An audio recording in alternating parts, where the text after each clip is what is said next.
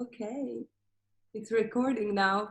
But hi, thank you for joining me today. I know it's quite late there in Austria, right? Yeah, a little bit, but it's fine. So, hello again and Yes, welcome. thank you so much. Yeah, so we are doing this type of a video to let everybody understand these beautiful wines a little bit better.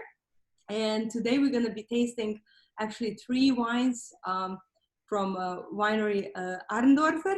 Do I pronounce this correctly? Perfect. That's wonderful. And so I have Martin or Martin? How do you pronounce that? More Martin. Martin. Okay, yes. I have Martin. Martin with me today, and I'm so excited to talk to you and maybe to your wife and even meet, the rest of the family if they will have opportunity to come by. With the pajamas, the kids. But we have been working with your wines for quite some time now, and we really love them. We enjoy drinking them. They're such a beautiful food wine. I mean, I open this kind of wine with any salad I have, or like a, appetizer. They just kind of grew to me. They're part of my daily life almost. um, so before we go into the wines we have today, I would love to talk to you just about you a little bit more, about the winery and how is the life looking like for you right now that we are in this, times of the, lockdown and quarantine. How does that feel for you? Uh, for us personally, it didn't change honestly that much because at the moment most of the work is in the vineyards. So we finished pruning 3 weeks ago, and now we do the other work. So we just finished last week to tight the shoots. Yeah. And now we start to move the soil a little bit, to work with the tractor, and even to still prune the young vines. Like for us, there's a lot of work in the vineyard at the moment, which is not really effective from the current situation because the nature is growing, and like there's a little bit less to do in the office and more to do in the vineyards. Yeah. Fortunately, like we are in the countryside, so we can go out. We have a lot of like nature around, so we can walk and spend a lot of time outside. That is so fortunate in these days. Yes. Yeah. But talking about your farm, tell us a little bit more about the area. Where are you located? Like the region we are located is called Kamptal, and it's a cold climate region, more or less 1 hour northwest from Vienna. It's close to the Danube, and it's a hilly landscape. So we have quite a lot of terraced vineyards, and mainly planted with white varieties like Grüne Veltliner and Riesling. And like in our village where we are, the village is called Strass im Strassertale.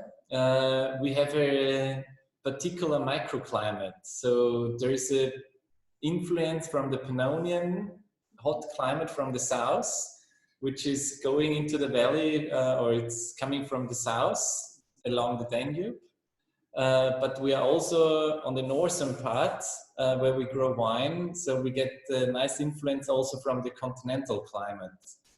And this is compared with a soil from a huge mother rock from the Bohemian Massif. So they are also on the southwestern sides of the hills, very pure primary rock soils. So in all, it's a pretty nice area to grow very elegant and cool climate wines. Yes, it's very unique, and I didn't realize that I was actually so close to you. Last year, I went to visit Langeloy. Is that the village right next to you? Exactly. Langenlois is 10 minutes from Strass. Yes.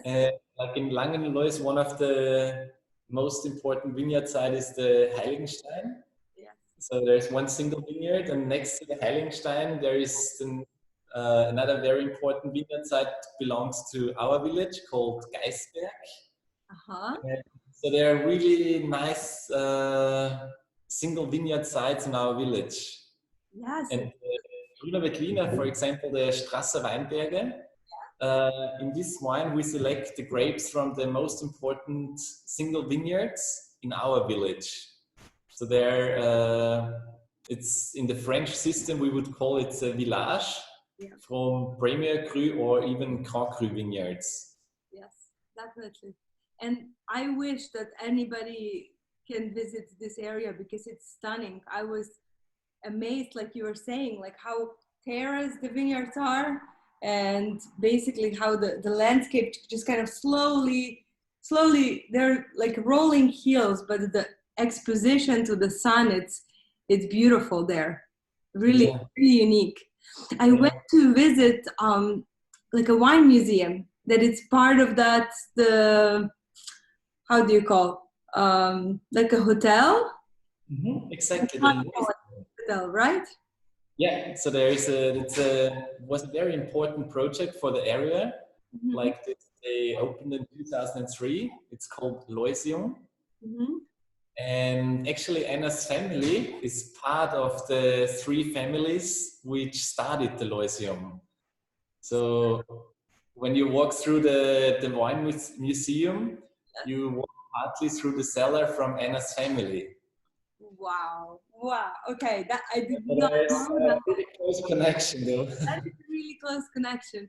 I mean, that wine museum was nothing like I've ever experienced before. It was so interactive. It's built like deep inside, like underground in the tunnels, and it's very artistic wine museum.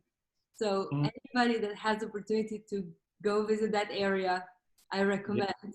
And then come visit you. Next time. Great, that's great. Yeah, so it's very interesting when you're talking about that, you know, rock there.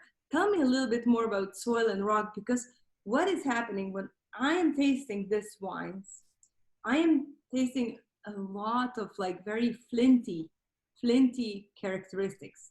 It's almost like, yeah, it's like if you would actually put 2 rocks against each other and try to make a fire. Yeah. You know? Yeah. Yes. Like in our village, like we have the last slopes from a huge mother rock, so it's called the Bohemian Massif, and that's this mother rock is between more or less 350 million years old. So it's and it's a diversity of primary rock. So there is some parts of gneiss or granite. Yeah, granite. Or amphibolites even. But there are a lot of different layers next to each other. So it's a really nice diversity of primary rock. And which is mainly on the southwestern side of the hills, because 10, 15,000 years ago, from western, there was like the loam soil called löss was carried by wind and settled on the eastern side of the rock. So there is a nice, like it's pretty similar on each hill along the Wachau Valley even, or Kremstad or Kamptal, that on the eastern side you can see more rich soil like löss or loam, while on the western side it's pure primary rock. Wow. And mainly on the top of the hills it becomes too cold, so there is mainly forest, so there is too much wind, but it's like more windy and the soil is even more poor. So this is also a nice diversity, that you have not just the monoculture of vineyards, then you see also on the top there is some forest. And if you go further north, there's more and more forest. Yeah, and interesting, like what I've seen when I've been there, it's like looking down, like almost a Danube river, there is not many vineyards. It's more like you're growing like grain or corn or wheat. What's growing there? Diversity of all of this. So there is even some sunflowers. Yeah, you make sunflower oil, probably. Exactly. Yeah. Exactly. Or corn or wheat or grain, like yeah, but it's not a lot of soil, not a lot of vineyards. Because usually the soils in the flats are more rich, so you could produce high quantities and big berries and big bunches, but there is not the same concentration of fruit in the berry compared to the hills or more less rich soil. Yes. Do I remember correctly? Did I see any hops growing there? Do you grow hops? Like here? Yeah, hops. It's even further north, honestly. Like there's a bigger area growing hops, which is it's more a new how can I say, Like a like new we didn't find a lot of hop in the past, but there's a big brewery in the wood quarter like an hour ago or 40 minutes. So they try to get also their local hops now. Yes, of course, with like this artisanal breweries developing, there is more demand probably for that. Yeah. Makes sense. Yeah. But let's talk a little bit more about the winery. So now this is your winery between you and Anna. And is this something like a winery that was ran before by your parents, by her parents? How did you start it? Like the winery was I took over from my parents. So actually the tasting room where we are now is the oldest part from the winery. And the property belongs to the family since 1770. And so, so I was really lucky that my parents gave me especially a lot of freedom. So I did some practical trainings in Italy. And when I came back with some inspirations, they were very generous and I asked them I would like to produce some wine with my own ideas. Yeah. And they said, you can try, you know the vineyards, you choose whatever you want. And so I did my first vintage in 2002. And then step by step, we produced more and more wines with my ideas compared from my family or my parents. And we have visitors.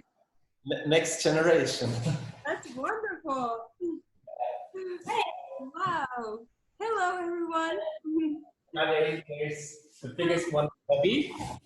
Hi, Bobby. Hi. Anina. And Marta. Hi. Good. Anna. Or Freut mich, right? Sorry? Freut mich, right? Yeah, exactly. Perfect. Hey. Hi. How are you doing? How are you doing now? Are you all at home? Are schools closed right now? Yeah. So you have a lot of helpers in the vineyard. That's right. That's true. Like two of them joined me today delivering wine in Vienna. So Marta and Anina are in Vienna with me today. Oh, that's wonderful. Yes. You went to some stores together? Yeah. Yes. So tell me again, like how old are they? What are the ages? Marta turns 4. 4? Yes. Anina, how old are you? How old are you? She turns 8. Yes. 8. 8. 8. And Marie, how old are you? You're 10. That's wonderful. Yeah, it's so good to see you all together. I hope that next time you come to America, the whole family can come. Oh, that would be great. They would laugh. They would love to. You need to come stay with us. My husband here, his grandmother built a castle, so we have like a little family castle. Oh, that, wow. we rent it as Airbnb, but you're welcome to come and stay with us anytime. Thank you. Thank you. Yes. So it's 9:30 in the evening, and it was a long day for the kids. So we go to bed and say goodbye. Goodbye. Thank you so much for coming. Say hi. Good to meet you.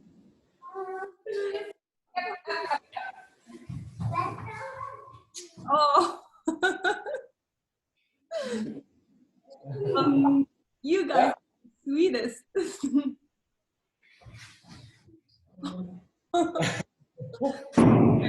That is just the sweetest thing. Yeah. Beautiful family. Yeah. So not just growing grapes and vines, you also grow beautiful babies. Yeah. But Yes. it's nice that they're like, on one hand it's hard. It's a big change that they're not in school at the moment.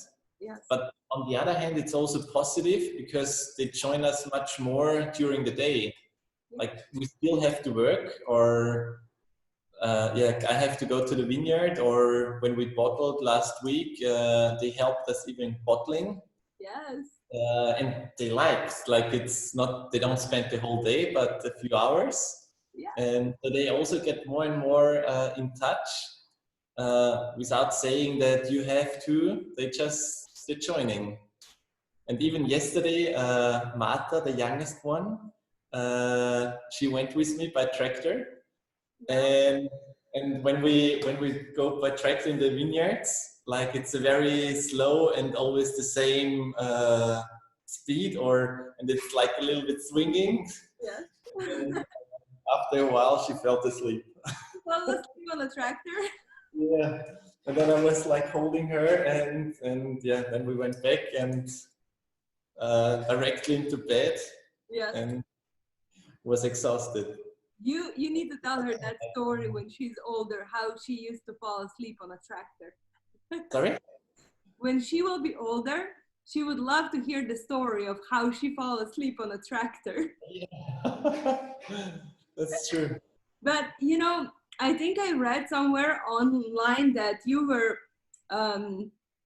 skipping school a lot of times to go and work in the vineyards when you were little. Is that true? Yeah. Yeah. It was mainly in the kindergarten where it was easier. Oh, I see. Because the kindergarten is just opposite our house. So if it was not super necessary, I asked my mom, could I stay at home? And I joined her to the vineyards. So I took my little tractor and my little shovel, and I played with the soil in the vineyard. Well, that was a great story that I read. So I said, I have to ask you about that. No, that's true. Yes. And tell me, when you said that you went to work to Italy at some wineries. How come? Why did you decide to do that? I attended a winemaking school. Okay. We had to do some practical training in summer holidays. So for a few weeks, and usually these practical trainings are done in Austria or maybe Germany. Yeah. So I did my first practical training in the Wachau at family Knoll, from the winery Knoll, which was really nice and a very good first experience outside. And then the next year, I thought it would be interesting to go abroad. Yeah. And somehow I thought, like, Italy sounds nice, like with food or soccer and like relaxed. So I thought maybe we try to go. I should find a place in Italy. and I didn't speak any Italian. And thanks to a friend of my parents, we found a nice place in Friuli. And so I went to Friuli to do the practical training when I was 17. And just to get out, so I was not really that much into wine and said, oh, which winery? It was a nice connection thanks to a friend, but it was gave me a really different mindset. So it was a very important experience. Yes.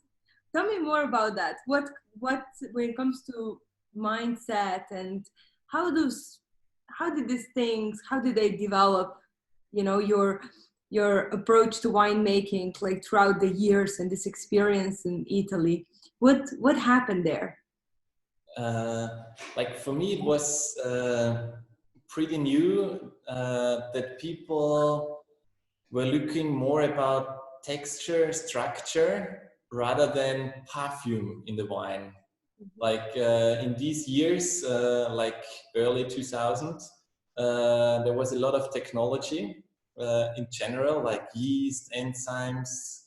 And in Austria, the wines were very fruit driven. So a lot of perfume and yeah, for me, it was the first time to get in touch with wines with more complexity and more levels, and also with the work, like they used French oak. And so with other layers into the wine, yeah, it was like the change of doing something more particular rather than having a common wine. Yeah. So more character driven, right? Yeah. Yeah. So so you were in Friuli. Where were you in Friuli? Where did you work? Like In what area?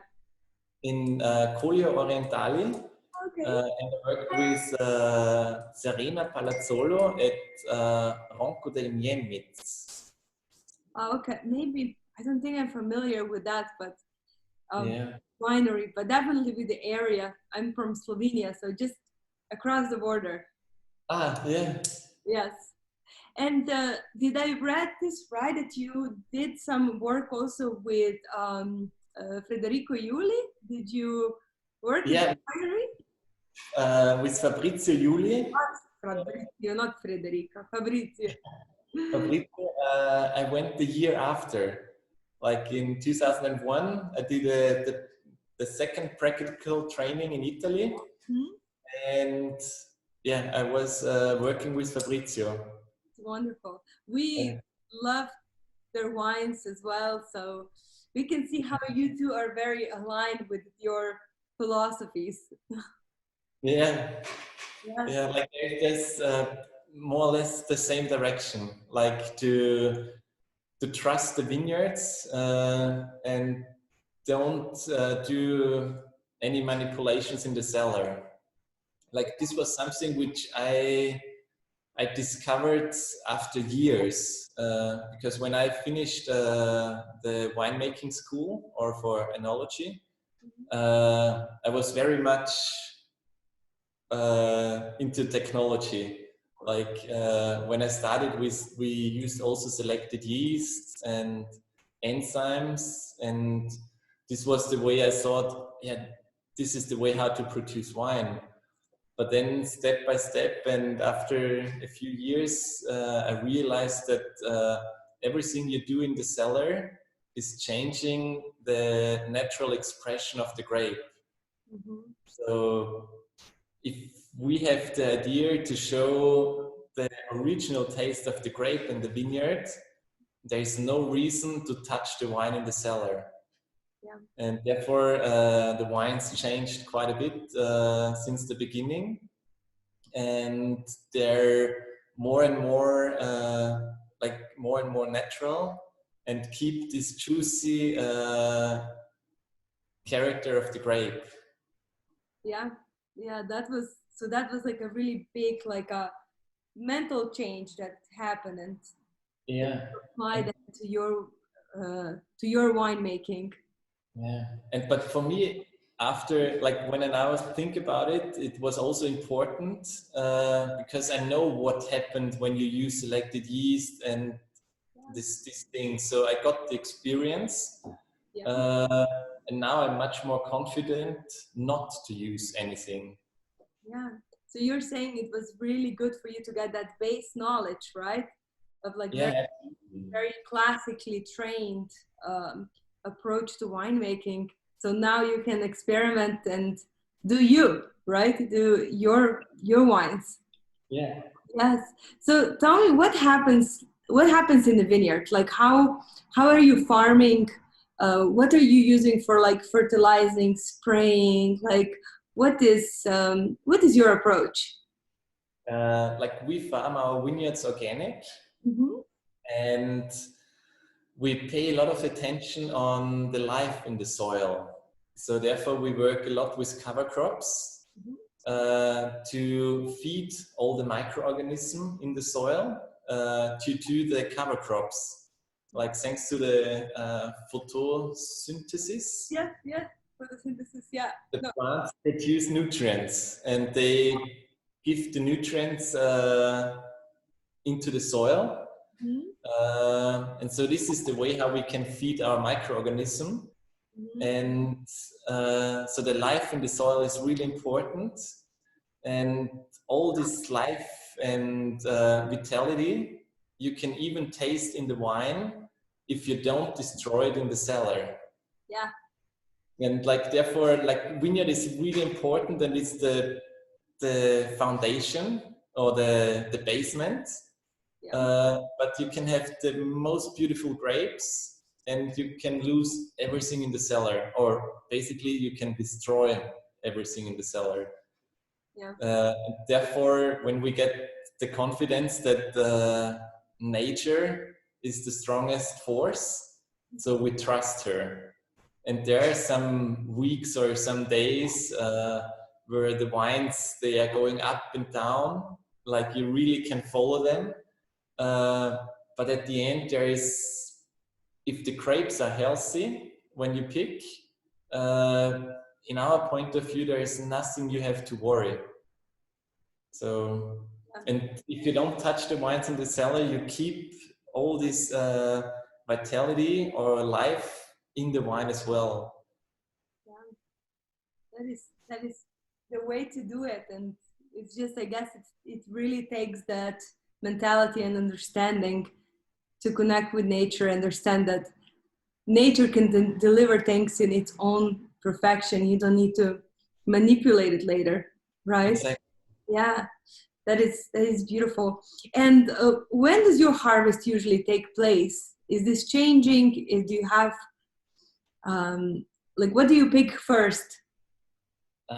Usually we pick first Müller-Thurgau, like that's the first variety we pick, mainly for our pet nuts. We produce pet nuts with very good friends, and we have a second winery with them together called Fuchs und Hase. Yes, we love that.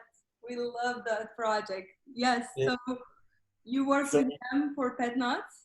Exactly, and so usually we start with Müller-Thurgau vineyard, mainly for pet nuts, and then slowly also with Grüner Veltliner. And in the past, vintage or the harvest was usually from mid-end September until end of October, maybe first days of November. But nowadays, or the last vintages, we started beginning of September, or in 2018, even on the 20th of August, which was crazy early. But nowadays, as I would say, the main harvest happens in September. Yeah, but with the climate changing, right, in general, you probably see some slight changes. Yeah. Yeah, it's a bit earlier, or it's 18 was an exception on, hopefully. Like I hope that it's not gonna be every year that we start mid of August. Yeah. But yeah, definitely earlier than 15 years ago. Yeah, for sure. A lot have changed. Hopefully. Yeah. But you know what? What if we try some of your wines? So we Good were idea. so excited because we got this Gruner 2 weeks ago. So it was a big treat. Oh, hello. My mother. Hi, mother. Good to meet you. Yeah, so we really love like a leader format of this wine, because above all, a lot of times it's about drinkability, right? It's about having wine that it goes so well with lunch, or wine that you just want, on a weeknight, have a glass of wine, something that's a low alcohol, really nice acidity to go with a lot of dishes. So we feel like this really fits all those criteria. But let's taste it. Let's taste this wine. So it was, today was the first time I had this wine, because I just got it here. Yeah, so Gruner being really wildly grown variety where you live, right? Yeah, it's the most important one in Kamptal. Yeah. But it's pretty rare that you get Grüner Veltliner unfiltered or even cloudy. Like there's a little bit of, like we don't filter the Grüner, and there's still a little bit of lees in the bottle. So we usually recommend to slightly. Okay, And I see it, yeah. It's a very tiny film on the bottom. yeah. But it's so it also helps to keep the wine more fresh. Like it's a natural protection of oxygen. See. And it also helps the drinkability. So it's pretty rare to have the Grüner Veltliner unfiltered and cloudy, but for us it's even more the juicy expression of the grapes if you don't filter. Yes.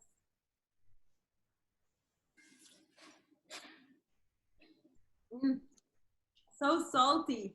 Like, I love it. It's really beautiful acidity. It's salty. It's like there's a salinity to it. It's like it's almost like sea breeze, sea spritz. Very interesting. I love what you said about like that texture. So when you don't filter wine, right, they remain even more texture, even more color in this particular case. Because in like a very classic Gruner, when you go to the store and you buy a very classic Gruner, you will never experience this level of texture, right? Not really, which doesn't mean that the wine is not good, but it's just a different idea or different philosophy. Yeah. And yeah, for us it's just nice if you have more this juicy, salty taste of the grapes.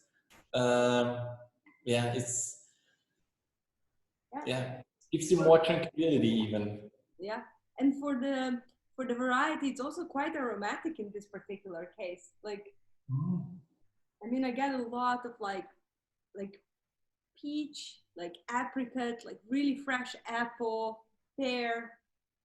A lot of like just white blossom, white spring blossoms. Very just energetic. But there, another important thing, like for us in winemaking, is that the wine can breathe in the cellar. So we don't add sulfur until bottling. So the whole time when the wine is aging in the cellar, it's aging with oxygen. So this is also one reason why the color is usually more intense. And we keep it on the lees. So we don't really wreck the wine, because the lees, they give more texture to the wine and protect the wine from too much oxygen. So it's like a natural balance, which we don't have to touch. So it's aging by themselves. And that lees also gives wine that softness, right? It's great acidity, but also it's soft, it's gentle on the palate. Yeah. So Like, what what was your thinking behind creating like a leader format, like putting wine in a green glass? Tell me about it. like the bottle and the label is like old school from my parents.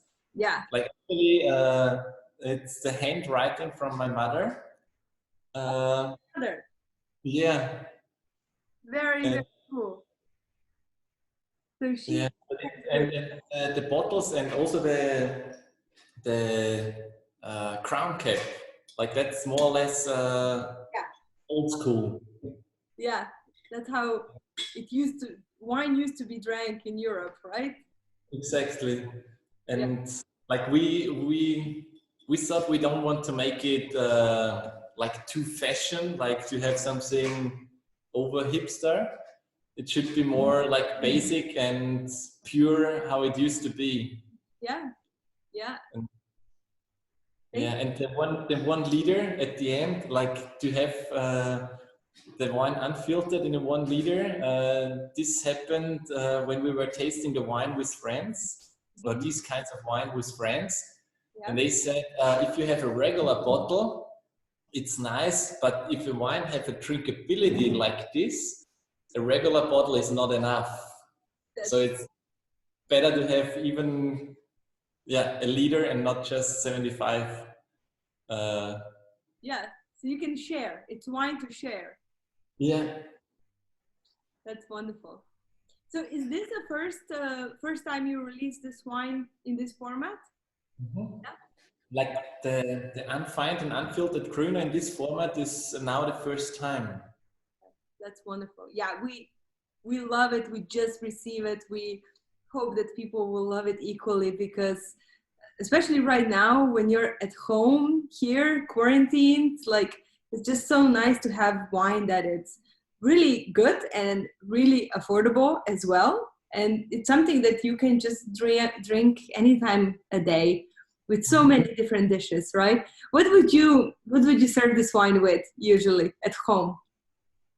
Like we usually, this is one which you can have anything all day long, more or less, and with any food. But like we just simply share it also with food and with bread and butter, or like or sausages, like salamis, for example. Yeah. Yeah. Or like acidity can really go through a lot of fatty foods, right? As well, yeah. Yeah, it's really nice. Well, and then we have in this lineup another Gruner. So this is coming from a different line, right? So tell me about what are we transitioning into? Like the second one is Grüner Veltliner, and it's called Grüner Veltliner Strasser Weinberge. And the Strasser Weinberge the grapes are selected from the 3 most important vineyard sites in our village. So there are single vineyards, but rather to do a single vineyard wine, we blend them before bottling to have like the character of the village. And so this shows more complexity and like even more different levels of soils. And it's aging much longer on the lees. Like this is usually 10 months on the lees before we bottle. This now we're drinking 2017, right? Yeah. You know, this is the wine that I smell this very unique, like, character of that flinty note, right? It's very mineral driven, but in a very unique style. And like, how is that reflecting where it's coming from? Like this particular vineyards that these grapes are harvested. Yeah, like the grapes are harvested in the in the, not like almost at the end of the harvest. And so there is more ripeness in the fruit, and the flinty characteristic is underlined due to the vinification in big barrels. Like there is another least contact in the barrels compared to a tank, and to have this oxygen with lees and this less soil characteristic, gives at the end. Unique. Yeah. If I would be doing blind tasting of Gruners, I think I would pick one. I would know that this is yours. Yeah. Because it has such a unique character to it. Yeah. That's really wonderful. So yeah, definitely smelling still very floral, but fruits are riper, right? I get like more ripe apple, ripe peach, ripe apricot. It's more charming, right? The first one is just energy. It's really exciting. It's easy drinking. This one, it's something that maybe we could serve with some different dishes, right? Yeah, like there's much more complexity, honestly, in this one. Like there's more deep flavors. Yeah, but still elegant. Like it's not big, it's not fat. Like it's somehow creamy, but the palate doesn't get tired. Exactly. It It's doesn't always weigh the palate down, right? Yeah, it has a really nice like lift of acidity in the back, and it lingers. It's like after a while you still taste the wine, and I just taste that really beautiful like green notes in the wine, really fresh. So how was this like fermented? Was this fermented first in stainless steel, or? no, like fermented mainly in big barrels. So about 80% are big barrels. And so when like the wine is usually staying in this barrel since the beginning until the end. So we don't do first stainless steel, then oak, or first oak, then stainless steel. So 80% of this wine, the juice after pressing is going into the barrel and is fermenting in the barrel, aging in the barrel, and just before bottling we rack. And then we blend with other barrels, like there are different barrels from the different vineyards. And from some vineyards we ferment in stainless steel. So we put the juice in stainless steel tanks to have the diversity of aging. So we mainly love oak barrels, mainly old barrels, so they are neutral. But we also know that stainless steel is nothing wrong. So there are just two different levels or impressions. And for us, it's nice to have the diversity. So to have a lot of different layers. And when you have the wine in the glass, after a few minutes, you smell again and taste again, and it's changing, and it shows another aspect or another layer. And it's this lift of the wine, or this vibrant acidity, it's mainly the soil. Like there is nothing that we really like. All the wines do malolactic fermentation, for example, which is usually, or mainly in the past, malolactic. You lose all the acidity, then the wine is big and fat, which in our experience could happen. But if the grapes are ripe and if the soil is alive, the wine is alive too. So, and if you don't destroy it in the cellar, you have all these original characteristics still in the wine. And so it's even if it does malolactic fermentation, you get another layer, so you get more complexity, and it's more gentle, but it's not getting boring because of the vitality of the soil. Yes, that's beautiful. And it's something that you let all the wines go through malolactic. You don't control the temperature. You just let it be. Let it do its own thing. Yeah. And with I'm sorry, wines, tell me. they are more stable. Mm-hmm. And in our case, it's mainly a benefit. So it depends a lot on the quality of the grapes. So it doesn't mean that malolactic fermentation always is good. If you don't have the quality from the vineyard, the malolactic fermentation can destroy a lot. But if you have low yields, and if you, in our case, we select all the botrytis, so we don't crush any botrytis. So if you have low yield and no botrytis or just healthy grapes, it's a benefit. Vineyard already? Like, do you select the berries of the bunches in the vineyard that have any mold or botrytis? Yeah. Yeah. Because like it's only kind of sensibility or feeling that if you crush mold, and if you don't touch the juice or the wine in the cellar, there's a lot of microorganisms and not just positive. So if you don't touch, like in our area, we don't feel comfortable to crush any botrytis or for this kind of or this style of wine. Do you at your house make any sweet, any dessert wine? No, you're just dry. Yeah. Like some of the wines, they have residual sugar. Okay. Like some of the vineyards or some of the barrels, they don't finish the first fermentation, so there's some sugar left. Yes. So there are some wines which are halbtrocken. Off dry. Off dry, exactly. Yeah. But it's nothing similar to sweet wine.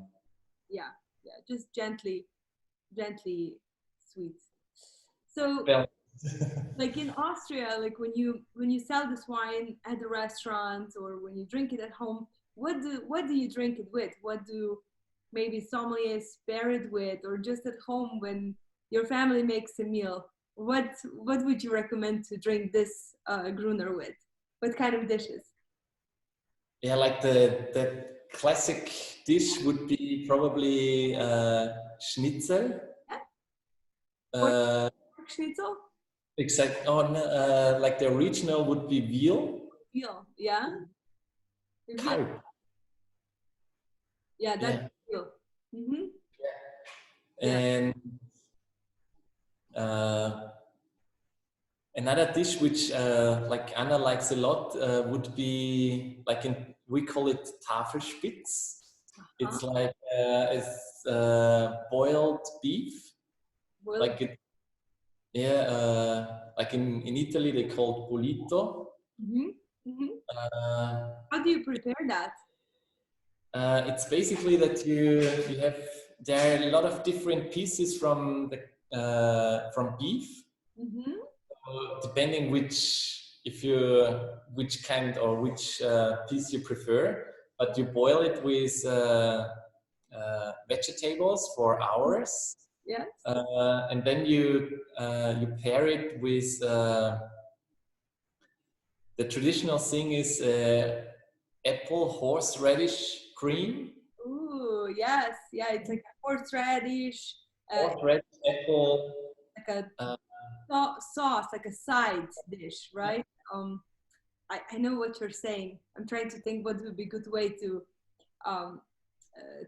describe it for American, viewers.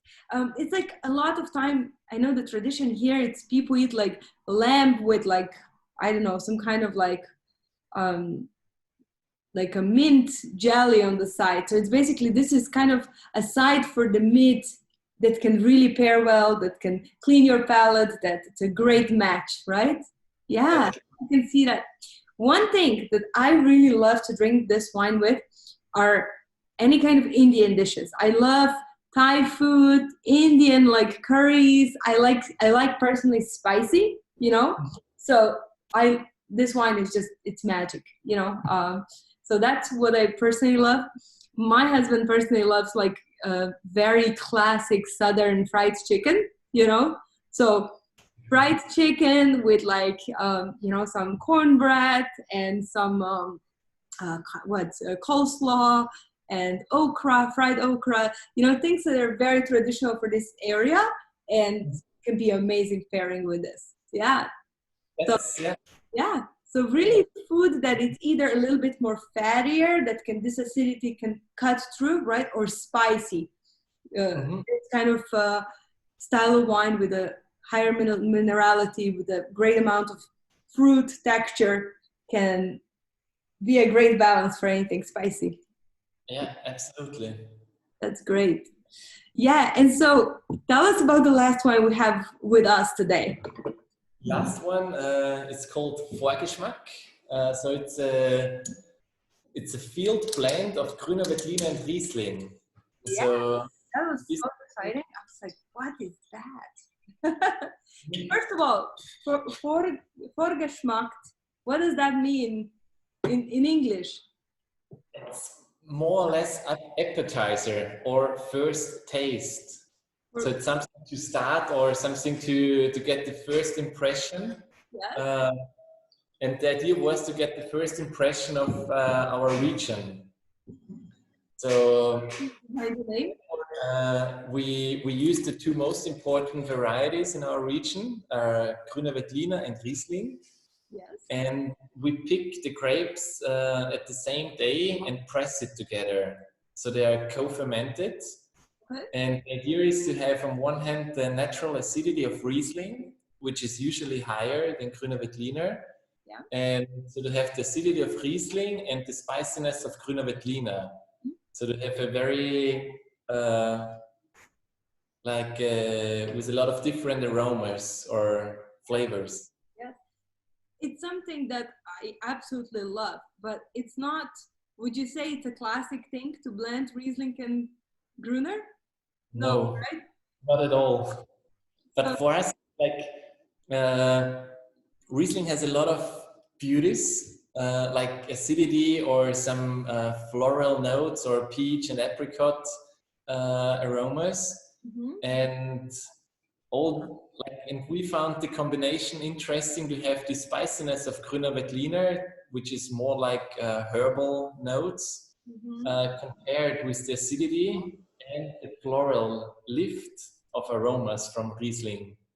Yeah. So for us, this is like both varieties shows are very important for the region. And so we thought if we combine both varieties, we can even show more from the region in one wine. Yeah, I think it's a brilliant idea how you did that. And I was like thinking, you know, that's required some, you know, just either crazy creativity or a lot of courage to go and blend two varieties together that are completely not classically done together, right? Because it must be very unusual for the environment where you live, because it's so ingrained in people that some things don't go together, right? But when you try, this masterpiece comes out and it's beautiful. It's beautiful. So we have it's 80% Gruner and 20 Riesling. So it's a little bit more Gruner. Yeah. Like for us, the idea was we wanted to get a wine with like more complexity. So the reason why we did was just to focus on the quality of the wine. So it was to have more, that people get more in a bottle than they usually expect. Yeah. So therefore, we thought if we put both together, there is more in the bottle that people expect. Like more expression, more character, more taste. Yes, again, it's rounder, a lot of like very ripe fruit, but still remaining like fresh. There is still that beautiful, focused, crisp freshness is present. Yeah. Like for me, the middle, it's like the middle is even very crisp. Yes. And there is some balance at on the side. Yeah. But it's remaining the lift or the focus. It's there. Yeah, it's very vertical, the structure, right? Yeah. The sweetness, it's gentle, it's fruity, but at the same time I'm getting almost like a wild wild flower honey, like that gentle honey aromatics. It's like you walk through like the summer meadow, and there's everything just blossoming everywhere, and that sweet like almost sweet dry hay that you smell when you walk around. This is what it reminds me of. It's very elegant. It's very charming wine. Yeah. Mm. And so you said this was co-fermented also in the wood? Mainly, yeah. Like there are 60% in big barrels and 40% in stainless steel. Yes. Pretty much same. Like there's not a lot of difference in vinification. There's just like the amount in barrels or stainless steel. Yeah. But everything is fermented with native yeast. There is no sugar added, no sulfur, like during the vinification. So you add sulfur just before the bottling? Exactly, yeah. So how you add how much? Very little, I assume. Like we add once 20 to 25 milligrams per liter. So that's consider it goes into that natural wine category, right? Exactly. Like I don't want to put wines in a certain kind of categories, but especially natural wine, that it's not completely defined. But if I may ask you, what is, because there is no rules, but what is natural wine for you? What does it mean to you? Like for us, like it begins in the vineyard that you farm organic or even biodynamic. But then in the cellar, the main thing is that there is no addition, like no addition of yeast, no addition of enzymes, no sugar, no acidity, and maybe even no sulfur.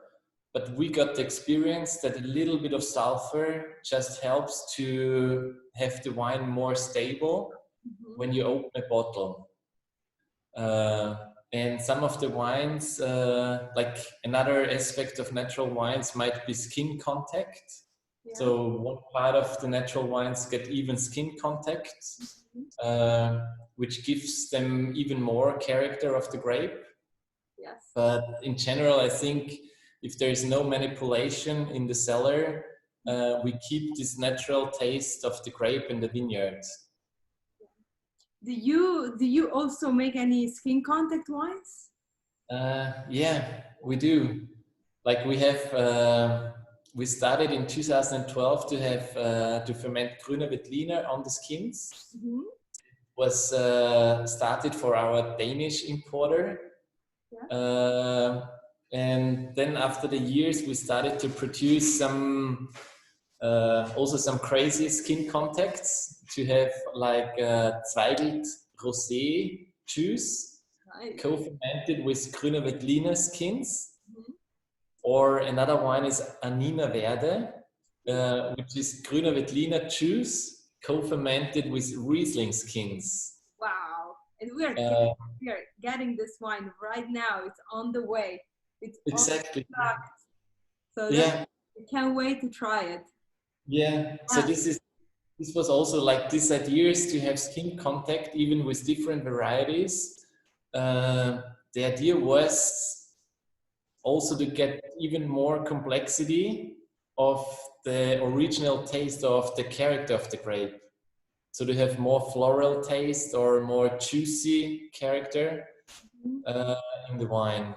How many days do you do skin contact for those? Sorry? How many days do you do, you keep them on the skins? Yeah, like usually more or less 2 weeks. Okay. Like it's so they are not over extracted, but they get like a character skin contact. Yeah, it's a little bit even more texture, some tannins, right? Yeah. Yeah. So we will be able to try those really, really soon, and Yeah. we will let everybody know when it's available. But what we do have available, it's are also the pet nuts that you were mentioning before. So just to touch for another moment, I know we have been talking for quite a while, so I'll let you go soon. But just a few more words, like how did that project came about, and what do you do? Like with the pet nets, it's like the winery is called Fuchs und Hase, which means fox and hare, because these two animals are more or less in the vineyards, and so we saw that somehow a connection to the origin. Yeah. And we do the méthode ancestrale, so we bottle directly at the end of fermentation. So we don't add any juice or play after. There is during the harvest. And put the cap on. Exactly. And no disgorgement, no removal of the yeast. We do disgorge because we bottle right at the end of the fermentation. The amount of sediments or lees is pretty big. Yes. So we would not disgorge. There would be a big part of sediments, and which is kind of a pity if you lose a lot. Like, and it's a bit more tricky when you open. Like if there are all the tetrads. Yes. So we wanted to have something safe as well, so that you don't have to paint your house again. Yeah. When you open. Decorated with some. Yes. So the grapes that you use for pet nut, you said Müller-Thurgau, 100% or blends? Always blend. Like there are different blends with Müller-Thurgau and Grüner Veltliner or Muscatella, or even Welsch Riesling, which is Riesling Italico as well, and also Rosé, which is Zweigelt and Cabernet Sauvignon. Because you grow some of those too, some of the red grapes.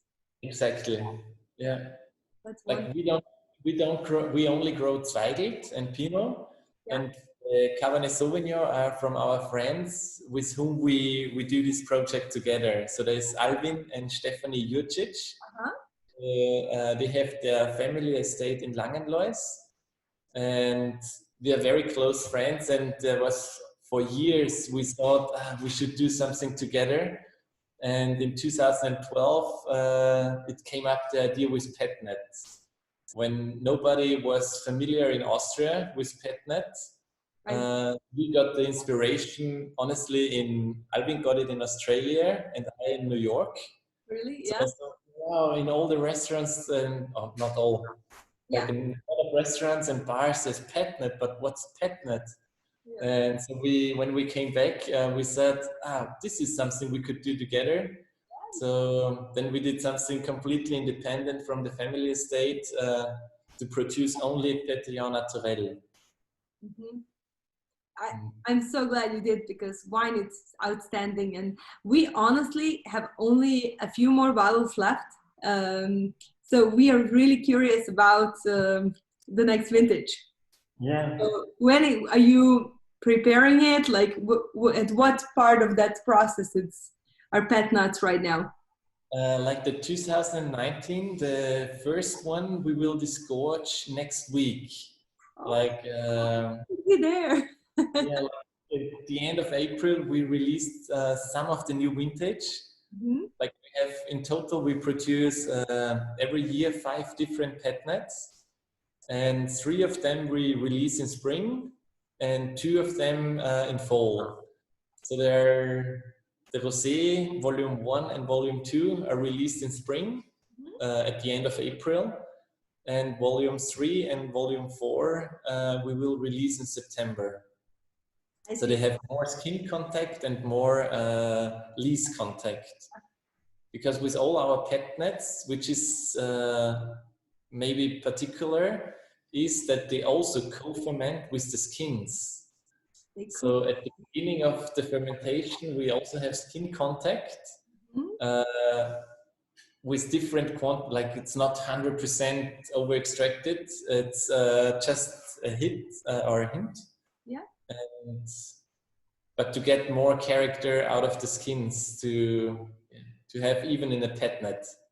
Oh wow, I'm really looking forward to try those as well. Yeah. So I guess the wines you will be bottling in a week will be hitting our shelves in then a few months after that, right? Yeah, So, usually, yeah, maybe right for summer probably, or June. Perfect July. Summer, yes. We'll do a special Arndorfer party here for you. Nice. And we'll film a little bit and send you a little clips, and hopefully in the future when all this is over and we can actually be together again, I hope we can meet. My plans are to go to Slovenia in June to visit my family, and I unfortunately had to cancel wine tours I'm organizing. So I'm organizing wine tours that are called Real Wine Retreats. So me and my partner Rachel, she writes a Pipette magazine, if you're familiar. Are you familiar? So we organize these tours, and this year we're supposed to do one in Slovenia, one in Austria, and one in Italy. And unfortunately, we had to cancel all. So hey, yeah, that's life. So it's okay. So if I get to come to Austria, I will still come and try to visit you. Yeah, with pleasure. So you're very welcome. Thank you. And thank you so much for saying yes and joining me on this video and sharing everything about how you make wine, how to grow grapes. And this is going to be such a valuable information for everybody that will be tasting and be able to taste and eat and listen to you. So I think everybody will have fun. So thank you. And say hi to your beautiful family, and I hope I get to meet them in person soon. Yeah, it would be a pleasure. I know it's late, so I will say good night.